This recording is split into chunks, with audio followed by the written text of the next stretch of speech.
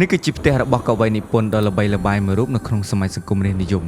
ដែលលោកគឺជាអតីតក្មេងវត្តម្នាក់ហើយបានប្រែក្លាយទៅជាអ្នកនិពន្ធប្រឡោមលោកដ៏មានប្រជាប្រិយបំផុតមួយដែលគេស្គាល់ថារឿងផ្កាសពូនតាមរយៈការសិក្សាអក្សរសិល្ប៍ខេមរនិយមអ្នកណាដែលថាមិនស្គាល់រឿងផ្កាសពូនវិទ្យាបន្ធឿនដែលរឿងនេះបានឆ្លុះបញ្ចាំងអំពីវណ្ណៈគ្រួសាររវាងអ្នកទាំងពីរប្រឡោមលោករឿងផ្កាស្រពោនរបស់លោកនោះហាចទោះបីជាមានអាយុកាលកន្លះសតវត្សរ៍ហើយក្តីក៏នៅតែមានឥទ្ធិពលនៅក្នុងដួងព្រលឹងជាតិខ្មែរនិងប្រជាជនខ្មែរជានិច្ចបើកលេចទៅមើលលោកនោះហាចនៅថ្ងៃទី26ខែមិថុនាឆ្នាំ1916ស្ថិតនៅក្នុងឃុំកំពង់ព្រះស្រុកសង្កែខេត្តបាត់ដំបងលោកខួងនៅនឹងអ្នកស្រីអោមួយបានផ្ដល់កំណើតឲ្យទារកម្នាក់ដែលក្រោយមកត្រូវបានចារឹកទុកនៅក្នុងប្រវត្តិអក្សរសាស្ត្រជាតិខ្មែរហើយបុគ្គលនោះក៏មានឈ្មោះថានោះហាចលោកមានបងប្អូនប្រុស5នាក់និងស្រី3នាក់សរុប8នាក់ហើយលោកគឺជាកូនប្រុសច្បងនៅក្នុងគ្រួសារកសិករមួយនេះសិភៅអក្សរសិល្ប៍ខ្មែរសតវត្សទី20របស់លោកបណ្ឌិត King Hokdi បាននិយាយថាកាលពីនៅកុមារភាពលោកនោះហាចស្នាក់រៀននៅក្នុងវត្តកំពង់ព្រះដែលបង្រៀនឲ្យព្រះសង្ឃដោយដែលបងប្អូនដឹងស្រាប់ហើយថាកាលពីមុនវត្តអារាមគឺជាថ្នាលបណ្ដុះបណ្ដាលមួយដ៏សំខាន់មុនពេលដែលសាលារៀនត្រូវបានផ្ដាច់ចេញអំពីវត្តហើយនេះក៏ជាកត្តាដែលនាំឲ្យលោកនោះហាចអាចចេះអានសាសនាស្លឹករឹតបានយ៉ាងស្ទាត់ជំនាញទស្សនាវដ្តីសង្គមសាស្ត្រមនុស្សសាស្ត្របាននិយាយថាឆ្នាំ1932លោកនោះហាចបានប្រឡងជាប់ចូលរៀននៅវិទ្យាល័យស៊ីសវត្តភ្នំពេញហើយលោកបានតស៊ូនិងបន្តការសិក្សារហូតទទួលបានសញ្ញាបត្រមធ្យមសិក្សាតាមឯកសាររបស់សមាគមអ្នកនិពន្ធខ្មែរបានបញ្ជាក់ថាក្រោយពេលរៀនចប់លោកនោះហាចបានចេញប្រកបការងារនៅខេត្តសៀមរាបដែលមានងារជាចៅក្រមនៅទីនោះហើយបានបន្តរហូតដល់ឆ្នាំ1947លោកបានផ្លាស់មកធ្វើការងារផ្នែកបោះពុម្ពផ្សាយឲ្យកាសែតកម្ពុជានៃក្រសួងឃោសនាការអ្នកស្រាវជ្រាវនិងអ្នកចងក្រងឯកសារជាច្រើនបានបន្តថាអ្វីដែលខុសគ្នានៅទីនេះគឺត្រង់ថាសិភៅរបស់លោក King Hokdi បាននិយាយថាលោកធ្វើជាចៅក្រមនិងបានរៀបការរួចទើបត្រឡប់ចូលភ្នំពេញចំណែកសមាគមអក្សរសិល្ប៍បាននិយាយថាលោកនោះហាចបានធ្វើជាមេធាវីយុទ្ធធរហើយបានរៀបអាពាហ៍ពិពាហ៍បន្ទាប់ពីវិលចូលភ្នំពេញទោះជាយ៉ាងណាក្តីឯកសាររបស់សមាគមអក្សរសិល្ប៍នោះហាចហាក់មានសភាពច្បាស់លាស់ជាង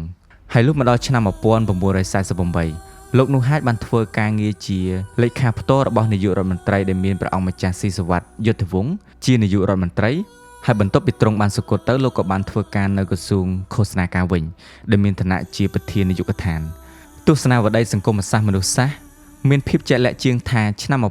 1952លោកនោះហាចបានផ្លាស់ទៅធ្វើការនៅក្រសួងការបរទេសនៅភ្នំពេញហើយនៅក្នុងអំឡុងពេលនោះលោកនោះហាចត្រូវបានគេតែងតាំងឲ្យទៅបំពេញបេសកកម្មនៅប្រទេសថៃនិងយូហ្គាស្លាវី